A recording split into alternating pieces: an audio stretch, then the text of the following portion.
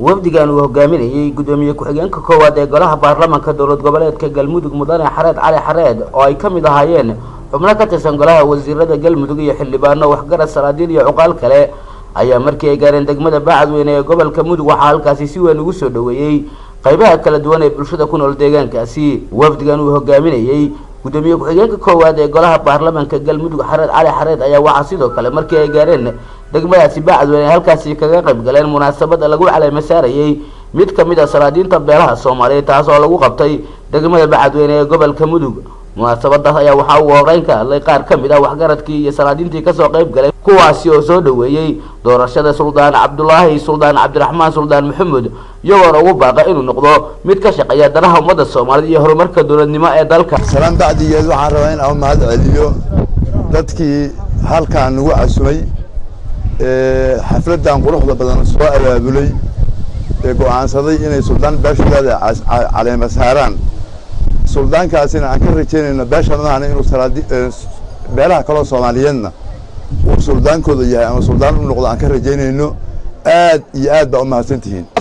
suldaanka intaasi dooratay waxaa la doonayaa amarkiisa in la qaataa haddii la diido oo cidda dhugta waa salaamaad bal inta qof meesha u taagan oo dooratay iska eega. wasiirka wasaaradda waxbarashada galmudug mudane Sheekh Ibraahim Xasan Guure oo isna madasha ka hadlaya bogaadiyay hoggaanka cusub ee loo doortay Suldaan Cabdullaahi Suldaan Cabdiraxmaan Suldaan Maxamed.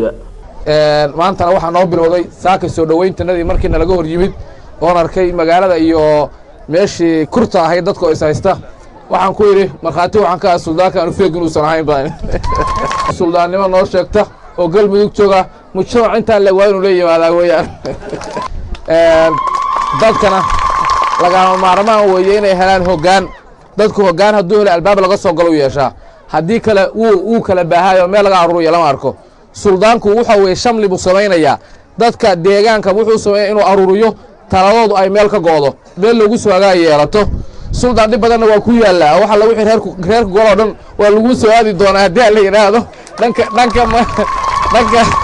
dhanka manfacada kaliya laga fiirin maaye dhanka madaradana waa laga fiirinhayaa. gudoomiye ku-xigeenka koowaad ee golaha baarlamaanka galmudug xareed cali xareed ayaa mahad celin kadib wuxuu asna halkaasi ka ballan qaaday in la xalin doono dhibaatooyin fara badan oo ka jira degmada Bacadweyne taas oo ugu horeysa dhanka biyaha ka maamulahaana ay xoog saari doonaan si dhawaa degmadaasi loogu sameyn lahaa ceelal biyoodyo.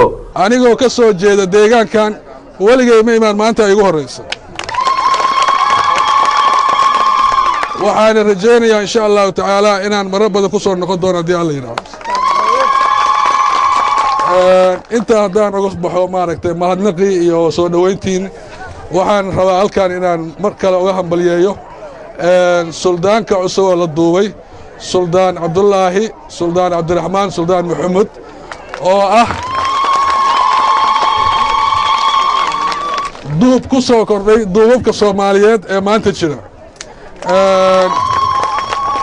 waxaan rajaynayaa mas'uuliyaddaas aad u dhiibteen in ilaahay la garab galo. waxaa la ii sheegay oo maanta aan aad ula yaabay in deegaan intaan la eg aan ceel biyood ku oolin. macquul ma aha mana qaadanaysaan insha allahu tacaala.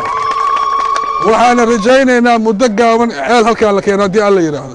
wafdigan uu hogaaminaya gudoomiye ku-xigeenka koowaad ee golaha baarlamaanka galmudug ayaa sidoo kale waxa ay kormeer ku mareen qaar kamid ah deegaanada gobolka Mudug gaar ahaan deegaanada hoostaga degmada Bacadweyne kuwaas oo ay dhibaatooyin dhinaca nolosha ka jireen waxaana gudoomiyuhu intuu ku sugnaa degmada Bacadweyne uu kormeer ku sameeyay ceelal biyoodada ay isticmaalaan dadka deegaankaasi kuwaas oo ay ka muuqata dhibaato fara badan iyadoo la arkaya caruur yar oo iyagu gacmahooda ku xaaraya ceelal ay ka doonayaan inay biyo ka cabaan. Cabdirisaaq Maxamed Axmed telefishinka qaranka Soomaaliyeed gaalkacyo.